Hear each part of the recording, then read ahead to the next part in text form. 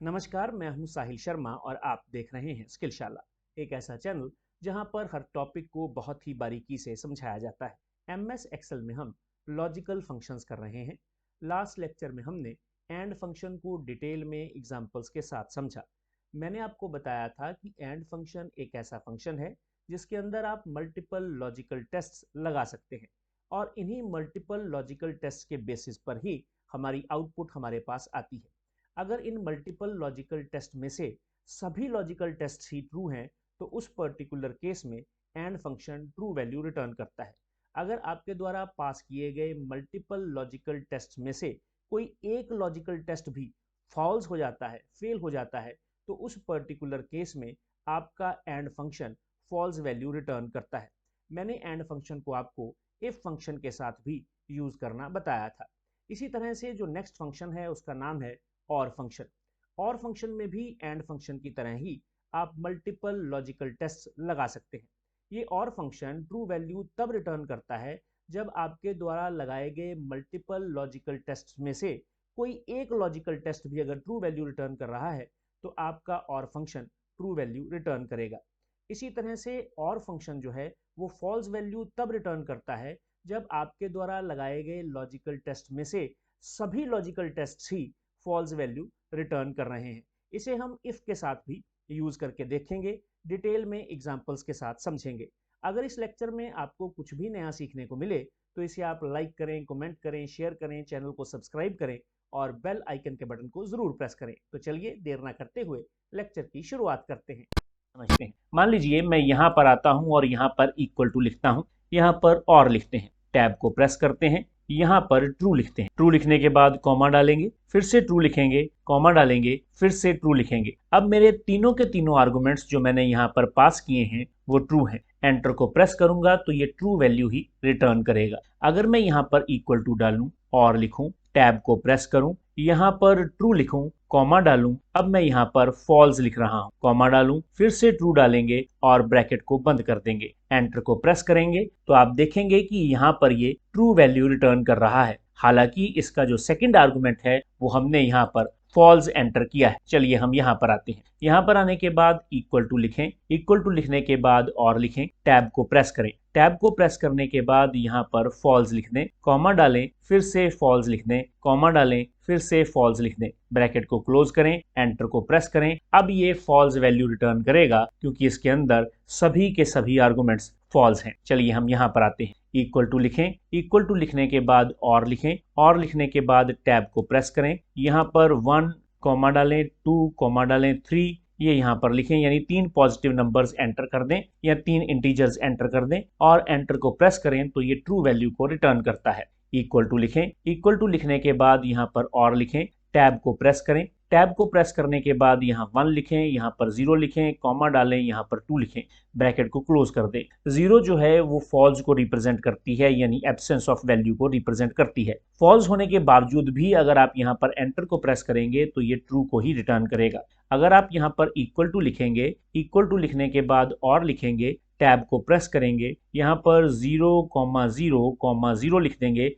मैं 3 आर्गुमेंट पास कर रहा हूँ, आप 4 भी कर सकते हैं, 5 भी कर सकते हैं। एंटर को प्रेस करें तो आप देखेंगे कि यहाँ पर ये फॉल्स वैल्यू रिटर्न कर रहा है क्योंकि 0 फॉल्स वैल्यू को ही रिप्रेजेंट करता है। इक्वल टू लिखेंगे और लिखेंगे, टैब को प्रेस करेंगे, टैब को प्रेस करने के बाद यहाँ पर लिखेंगे 5 इज ग्रेटर देन 3 जो कि ट्रू है, यहाँ पर लिखेंगे 3 इज ग्रेटर देन 1 जो कि ट्रू है, कॉमा डालेंगे, यहाँ पर लिखेंगे 4 इज ग्रेटर देन 2 जो कि ट्रू है, ब्रैकेट को बंद कर देंगे, एंटर को प्रेस करेंगे, वैल्यू ट्रू ही आएगी, यानी ये ट्रू को ही रिटर्न करेगा। इक्वल टू लिखेंगे और लिखेंगे, टैब को प्रेस करेंगे, टैब को प्रेस करने के बाद 4 ग्रेटर देन 2 लिखेंगे, कॉमा डालेंगे, 2 ग्रेटर देन 4 लिख देंगे, कॉमा डालेंगे, उसके बाद 4 ग्रेटर देन 3 लिख देंगे। अब यहाँ पर एक कंडीशन फॉल्स है, यानी 2 ग्रेटर देन 4 तो नहीं ना हो सकता, तो एंटर को प्रेस करेंगे, फिर भी ये ट्रू वैल्यू ही रिटर्न करेगा। इक्वल टू लिखेंगे, इक्वल टू लिखने के बाद और लिखेंगे, टैब को प्रेस करेंगे, टैब को प्रेस करने के बाद यहाँ पर लिखेंगे कि 3 इज ग्रेटर देन 4, ये फॉल्स है, यहाँ पर लिखेंगे 4 इज ग्रेटर देन 5, ये भी फॉल्स है। अब एंटर को प्रेस करेंगे तो ये फॉल्स वैल्यू रिटर्न करेगा क्योंकि जो भी हमने कंडीशंस या लॉजिकल टेस्ट और के अंदर लगाए थे वो दोनों के दोनों गलत थे, इसलिए यहाँ पर ये फॉल्स वैल्यू को रिटर्न कर रहा है। अब इस और फंक्शन को हम इफ फंक्शन के अंदर लगाकर अच्छे से एग्जाम्पल्स के साथ समझते हैं। चलिए नेक्स्ट वर्कशीट में चलते हैं। यहाँ पर हमारे पास कुछ स्टूडेंट्स के नेम्स हैं, उनके स्कोर हैं और यहाँ पर हम रिजल्ट चाहते हैं। मैं यहाँ तो रिजल्ट एज ए पास चाहता हूँ या एज ए फेल चाहता हूँ या एज ए रॉन्ग मार्क्स चाहता हूँ। पास स्टूडेंट तब होगा जब उसके मार्क्स 40 से ज्यादा होंगे या 40 होंगे। फेल स्टूडेंट तब होगा जब उसके मार्क्स 40 से कम होंगे। और रॉन्ग मार्क्स लिखा हुआ तब आएगा जब स्टूडेंट के मार्क्स रेंज में नहीं होंगे, यानी 0 और 100 के बीच में नहीं होंगे। या तो उसके मार्क्स 100 से ज्यादा होंगे और या फिर उसके मार्क्स 0 से कम होंगे। सबसे पहले हम यहाँ पर जो फार्मूला क्रिएट करेंगे वो मैं एंड फंक्शन से आपको करके दिखाऊंगा। उसके बाद जितनी भी एग्जांपल्स करेंगे वो और फंक्शन के साथ करेंगे। यहाँ पर एक बार एंड को रिवाइज करते हैं और फिर और के साथ सभी एग्जांपल्स को करेंगे। आप मेरे साथ साथ कीजिएगा, आपकी प्रैक्टिस हो जाएगी। चलिए यहाँ पर इक्वल टू लिखते हैं। इक्वल टू लिखने के बाद इफ लिखेंगे, टैब को प्रेस करेंगे, यहाँ पर एंड लिखेंगे, टैब को प्रेस करेंगे। यहाँ पर ये जो मार्क्स दिए गए हैं अगर ये ग्रेटर देन और इक्वल टू है 0 से, कॉमा लगाएंगे, फिर से इन्हीं मार्क्स की बात करेंगे और अगर ये लेस देन और इक्वल टू है 100 के, यानी मैंने इनकी रेंज जो है वो चेक कर ली। अब ये ट्रू वैल्यू तभी रिटर्न करता है जब ये दोनों की दोनों कंडीशंस ट्रू हो। दोनों की दोनों कंडीशंस ट्रू होने का मतलब है कि जो मार्क्स हैं वो 0 और 100 के बीच में ही हैं। अगर मार्क्स 0 और 100 के बीच में ही हैं तो उस पर्टिकुलर केस में हम इसके ट्रू के लिए फिर से एक इफ स्टेटमेंट लगा देंगे। इफ लिखने के बाद टैब को प्रेस करेंगे। टैब को प्रेस करने के बाद फिर से B3 लिखेंगे क्योंकि हमारे स्कोर जो हैं वो B3 के अंदर हैं। ग्रेटर देन और इक्वल टू का साइन लगाएंगे, यहाँ पर 40 लिख देंगे। 40 लिखने के बाद कॉमा लगाएंगे, इसके ट्रू में पास लिख देंगे, डबल कोट्स को बंद कर देंगे और इसके फॉल्स में फेल लिख देंगे। लिखने के बाद डबल कोट्स को बंद करेंगे, ब्रैकेट को बंद करेंगे, फिर उसके बाद इस इफ को, जो ऊपर वाली इफ है उसे नहीं क्लोज करना, उसे क्लोज करने से पहले उसके फॉल्स में रॉन्ग मार्क्स लिखेंगे। यहाँ पर मैंने रॉन्ग मार्क्स लिख दिया है। रॉन्ग मार्क्स लिखने के बाद डबल कोट्स को बंद करेंगे, इस ब्रैकेट को बंद करेंगे, एंटर को प्रेस करेंगे, यहाँ पर पास लिखा हुआ आ चुका है। ये चीज हमने लास्ट लेक्चर में बहुत बार समझी है, ठीक है ना। तो अभी हम यहाँ पर इसी पर्टिकुलर फॉर्मूला को और से लगाकर भी देखेंगे। यहाँ पर आते हैं, यहाँ पर इक्वल टू लिखेंगे। इक्वल टू लिखने के बाद इफ लिखेंगे, टैब को प्रेस करेंगे और लिखेंगे, टैब को प्रेस करेंगे। यहाँ पर ये मार्क्स ले लेंगे। ये मार्क्स लेने के बाद यहाँ पर लेस देन 0 लिखेंगे, कॉमा डालेंगे, फिर से F3 लिखेंगे और यहाँ पर ग्रेटर देन 100 लिख लेंगे। अब इनमें से अगर कोई भी कंडीशन ट्रू हो जाती है तो हमारे पास रिजल्ट क्या आएगा, ट्रू आएगा। यहाँ पर कॉमा लगाएंगे। अब ये जो कंडीशंस हैं ये भी रेंज चेक करने के लिए लगाई गई हैं। मान लीजिए यहाँ पर F3 लेस देन 0 वाली जो कंडीशन है वो ट्रू हो जाती है। F3 लेस देन 0 का मतलब है कि यहाँ पर ये जो मार्क्स F3 सेल में दिए गए हैं ये 0 से कम है, यानी कि नेगेटिव है। और अगर ये नेगेटिव है तो क्या लिखा हुआ है, रॉन्ग मार्क्स लिखा हुआ है। और अगर मान लीजिए ये कंडीशन ट्रू नहीं है, ये वाली कंडीशन ट्रू है, F3 इज ग्रेटर देन 100, तो अगर ये कंडीशन भी ट्रू है तो भी तो मार्क्स 100 से ज्यादा हो गए, तो वो रेंज में नहीं रहे। और अगर वो रेंज में नहीं रहे तो क्या लिखा हुआ है, रॉन्ग मार्क्स लिखा हुआ है। तो यहाँ पर हम डबल कोट्स में क्या लिखेंगे, रॉन्ग मार्क्स लिख देंगे। रॉन्ग मार्क्स लिखने के बाद डबल कोट्स को बंद कर देंगे। डबल कोट्स को बंद करने के बाद यहाँ पर हम कॉमा लगाएंगे। कॉमा लगाने के बाद अब हम यहाँ पर इफ स्टेटमेंट लगाएंगे और टैब को प्रेस करेंगे। यानी ये जो मार्क्स हैं ये रेंज में है, तभी तो फर्स्ट कंडीशन फॉल्स हुई है हमारी। अब हम यहाँ पर लिखेंगे F3 इज ग्रेटर देन और इक्वल टू 40, और अगर ऐसा है तो यहाँ पर कॉमा लगाएंगे और डबल कोट्स में पास लिख देंगे। डबल कोट्स को बंद कर देंगे, कॉमा लगाएंगे, डबल कोट्स में फेल लिखेंगे, डबल कोट्स को बंद कर देंगे, इस इफ को बंद कर देंगे। इस इफ को बंद करने के बाद ऊपर वाली इफ को बंद कर देंगे, एंटर को प्रेस करेंगे, यहाँ पर पास लिखा हुआ आया है, यहाँ डबल क्लिक करेंगे, यहाँ पर 101 है इसलिए रॉन्ग मार्क्स, यहाँ पर -1 है इसलिए रॉन्ग मार्क्स, ये 40 से ज्यादा है इसलिए पास, ये 40 से कम है इसलिए फेल। चलिए आगे चलते हैं। मुझे यकीन है कि आपको और जो है वो अच्छे से समझ आ रहा होगा। यहाँ पर इक्वल टू लिखते हैं। इक्वल टू लिखने के बाद इफ डालते हैं। इफ डालने के बाद टैब को प्रेस करते हैं और लिखते हैं, टैब को प्रेस करते हैं। अब यहाँ पर इस पर्टिकुलर केस में हमें क्या करना है, मार्क्स 40 से ज्यादा हैं तो पास लिखें, मार्क्स 40 से कम हैं तो फेल लिखें, मार्क्स रेंज में नहीं हैं तो रॉन्ग मार्क्स लिखें, और अगर मार्क्स 80 से ज्यादा हैं यानी 80 से ज्यादा हैं या बराबर हैं तो आप एक्सीलेंट लिखें। तो हम यहाँ पर और लिखने के बाद यहाँ पर J3 लिखेंगे, क्योंकि मार्क्स जो हैं वो J3 सेल में है। J3 लिखने के बाद यहाँ पर हम लिखेंगे J3 is less than 0, comma डालेंगे, J3 इज ग्रेटर देन 100। अब अगर इनमें से कोई एक कंडीशन भी ट्रू हो जाती है तो हम क्या रिजल्ट चाहते हैं, हम चाहते हैं कि रॉन्ग मार्क्स लिखा हुआ आ जाए। रॉन्ग मार्क्स लिखने के बाद डबल कोट्स में को बंद कर देंगे। अब हम इसके फॉल्स में आ गए हैं, इनमें से दोनों की दोनों कंडीशन अगर फॉल्स होंगी तो ही रिजल्ट फॉल्स में आएगा। इसका मतलब ये है कि मार्क्स तो जो हैं वो रेंज में ही हैं।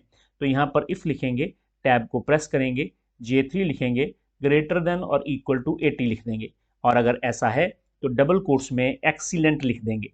ये मैंने यहाँ पर एक्सीलेंट लिख दिया है। एक्सीलेंट लिखने के बाद यहाँ पर कॉमा लगाएंगे।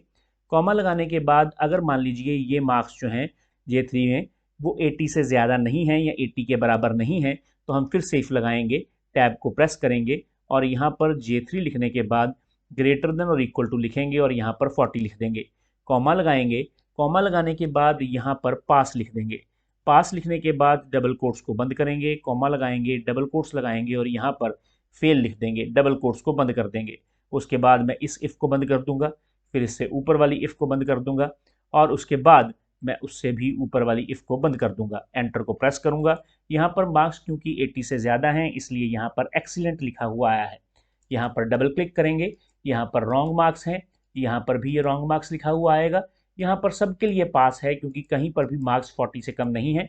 मैं यहाँ पर मार्क्स 40 से कम कर देता हूँ तो आप देखेंगे कि यहाँ पर फेल लिखा हुआ आ गया है। चलिए आगे चलते हैं। यहाँ पर आएंगे, यहाँ पर अब सब्जेक्ट्स हमने 2 ले लिए हैं, इसे भी हम और के साथ ही करेंगे। वो पर्टिकुलर स्टूडेंट पास होगा जिसके मार्क्स जो हैं वो 40 से ज़्यादा हैं। किसी एक सब्जेक्ट में भी मार्क्स अगर 40 से ज़्यादा हैं तो उसे हम पास मान लेंगे, 40 से कम है तो उसे हम फेल मानेंगे। अगर मैथ सब्जेक्ट के मार्क्स 0 और 100 के बीच में नहीं हैं तो रॉन्ग मार्क्स इन मैथ लिखा हुआ आएगा। इसी तरह से अगर साइंस के मार्क्स रेंज में नहीं हैं तो रॉन्ग मार्क्स इन साइंस लिखा हुआ आना चाहिए। और इसी तरह से अगर मैथ और साइंस के मार्क्स रेंज में नहीं है तो wrong marks in both subjects लिखा हुआ आना चाहिए। चलिए इसको करके देखते हैं। इक्वल टू लिखेंगे, इफ़ लिखेंगे, टैब को प्रेस करेंगे और लिखेंगे, टैब को प्रेस करेंगे। प्रेस करने के बाद इसे सिलेक्ट कर लेंगे, यहाँ पर लेस देन 0 लिखेंगे, कॉमा डालेंगे, फिर से N3 लिखेंगे और ग्रेटर देन 100 लिख देंगे। अब तक तो आपको ये कंडीशन लगानी आ ही गई होगी। उसके बाद यहाँ पर ब्रैकेट को बंद नहीं करना, सभी कंडीशंस इसी के अंदर लगा दो क्योंकि हमने साइंस को भी तो चेक करना है। यहाँ पर O3 लिखेंगे और यहाँ पर लेस देन 0 लिख देंगे, कॉमा लगाएंगे, फिर से O3 लिखेंगे और यहाँ पर ग्रेटर देन 100 लिख देंगे, ब्रैकेट को क्लोज कर देंगे, कॉमा लगाएंगे। अब यहाँ पर ये कॉमा लगाने के बाद हम ये नहीं कह सकते कि ये जो है ट्रू आया है, और अगर ये ट्रू आया है तो उसके लिए सभी कंडीशंस तो ट्रू नहीं हुई होंगी, कोई एक भी ट्रू हो सकती है। इसका मतलब ये है कि यहाँ पर ट्रू आने का मतलब ये नहीं है कि N3 के अंदर जो मार्क्स हैं या O3 के अंदर जो मार्क्स हैं यानी मैथ और साइंस के मार्क्स जो हैं वो रेंज में हैं, ऐसा नहीं कहा जा सकता। हाँ, एंड लिखा होता तो ऐसा ज़रूर कहा जा सकता था, लेकिन और के केस में ऐसा नहीं कहा जा सकता क्योंकि एक कंडीशन के ट्रू होने पर भी ये ट्रू हो जाता है। तो हम क्या करेंगे, हम फिर से इफ लगाएंगे, टैब को प्रेस करेंगे और लिखेंगे, टैब को प्रेस करेंगे। यहाँ पर हम N3 लेस देन 0 लिख देंगे, कॉमा लगाएंगे। कॉमा लगाने के बाद हम यहाँ पर N3 ग्रेटर देन 100 लिख देंगे, ब्रैकेट को बंद कर देंगे। अब मान लीजिए ये जो हमने लिखा है ये भी ट्रू है, कॉमा लगाएंगे। अब इसको ट्रू होने के लिए दोनों कंडीशंस का ट्रू होना ज़रूरी नहीं है, एक कंडीशन भी ट्रू है तो ये ट्रू हो जाएगा, यानी मार्क्स जो हैं वो रेंज में नहीं है। अगर इसके मार्क्स रेंज में नहीं है तो हम चेक करते हैं क्या O3 के मार्क्स भी रेंज में नहीं है। तो यहाँ पर इफ़ लिखेंगे, टैब को प्रेस करेंगे, टैब को प्रेस करने के बाद और लिखेंगे, यहाँ पर O3 लेस देन 0 लिखेंगे, कॉमा डालेंगे और यहाँ पर O3 ग्रेटर देन 100 लिख लेंगे। और अगर ये ट्रू है, और अगर ये ट्रू है तो यहाँ पर ये ट्रू है ना, अगर ये ट्रू है तो इसका मतलब है कि ये रेंज में नहीं है। और ये किसके ट्रू में लिख रहे हैं, इसके ट्रू में लिख रहे हैं। तो यहाँ पर हम क्या करेंगे, यहाँ पर हम लिखेंगे wrong marks in both subject, wrong marks in both subjects लिख देंगे। ये मैंने यहाँ पर wrong marks in both subjects लिख दिया है। लिखने के बाद हम यहाँ पर कॉमा डाल देंगे। अब हम इसके फॉल्स में पहुँच गए हैं, और अगर ये फॉल्स है, इसके फॉल्स होने का मतलब है कि इसके मार्क्स रेंज में हैं, और अगर इसके मार्क्स रेंज में हैं तो किसके मार्क्स फिर रेंज में नहीं है, मैथ के रेंज में नहीं है। तो यहाँ पर लिखेंगे रॉन्ग मार्क्स इन मैथ, लिखने के बाद डबल कोट्स को बंद कर देंगे। डबल कोट्स को बंद करने के बाद इस ब्रैकेट को बंद कर देंगे। ब्रैकेट को बंद करने के बाद हम यहाँ पर कॉमा लगा देंगे। अब हम इसके फॉल्स में पहुँच गए हैं, इसके फॉल्स में, इसके फॉल्स में पहुँच गए हैं। इसके फॉल्स में पहुँचने का मतलब ये है कि जो मार्क्स हैं वो रॉन्ग हैं, किसके, साइंस के। यहाँ पर डबल कोट्स लिखेंगे और लगाएंगे और यहाँ पर लिखेंगे wrong marks in science, SCIENCE, double quotes को बंद कर देंगे, ब्रैकेट को क्लोज कर देंगे। इस ब्रैकेट को क्लोज करने के बाद कॉमा लगाएंगे। कॉमा लगाने के बाद अब हम कहाँ पहुँच गए हैं, फॉल्स में पहुँच गए हैं, इसके फॉल्स में पहुँच गए हैं, यानी ये फॉल्स हो गई है। इसके फॉल्स होने का मतलब है, फर्स्ट इफ के फॉल्स होने का मतलब है भाई साहब कि सभी की सभी कंडीशंस जो इस इफ में लगाई गई हैं, जो इस और में लगाई गई हैं, वो फॉल्स हैं। और सभी के फॉल्स होने का मतलब है कि आपके जो मार्क्स हैं दोनों सब्जेक्ट्स के, वो रेंज में हैं। अगर दोनों सब्जेक्ट्स के मार्क्स रेंज में हैं तो आप यहाँ पर चेक करें, टैब को प्रेस क्लिक करें और लगाएं, टैब को प्रेस करें। यहाँ पर अब हम लिखेंगे कि जो मार्क्स हैं, किसके मार्क्स हैं, मैथ के, N3 इज ग्रेटर देन और इक्वल टू 40 हैं। कॉमा लगाएंगे, यहाँ पर हम O3 लिखेंगे और ग्रेटर देन और इक्वल टू 40 लिख देंगे। मैंने और इसलिए लगाया है क्योंकि एक सब्जेक्ट में भी मार्क्स अगर 40 से ज़्यादा हो गए तो वो पास होगा, अदरवाइज फेल होगा। एंड अगर हम लगा देते तो उसको दोनों में पास होना ज़रूरी हो जाता। कॉमा लगाएंगे, डबल कोट्स लगाएंगे और यहाँ पर पास लिख देंगे, डबल कोट्स को बंद कर देंगे। कॉमा लगाएंगे, डबल कोट्स लगाएंगे और फेल लिख देंगे, डबल कोट्स को बंद कर देंगे। इसे बंद कर देंगे, फिर उसके बाद इस इफ को भी बंद कर देंगे। एंटर को प्रेस करेंगे, wrong marks in both subjects, double click करेंगे, wrong marks in both subjects, wrong marks in math, wrong marks in science, wrong marks in math, wrong marks in science. ये fail क्योंकि दोनों में 40 से कम है। एक में भी अगर 40 से कम है तो ये पास आएगा। ये देखिए यहाँ पर एक सब्जेक्ट में भी पास है तो पास है, ठीक है। फेल होने के लिए दोनों सब्जेक्ट में मार्क्स कम होंगे तभी वो फेल होगा। तो इस तरह से MS एक्सेल में और फंक्शन काम करता है। हमने लास्ट लेक्चर में डिटेल में एंड को समझा था, इस लेक्चर में हमने और फंक्शन को समझ लिया है। आप इसकी प्रैक्टिस कीजिएगा। मिलते हैं नेक्स्ट लेक्चर में।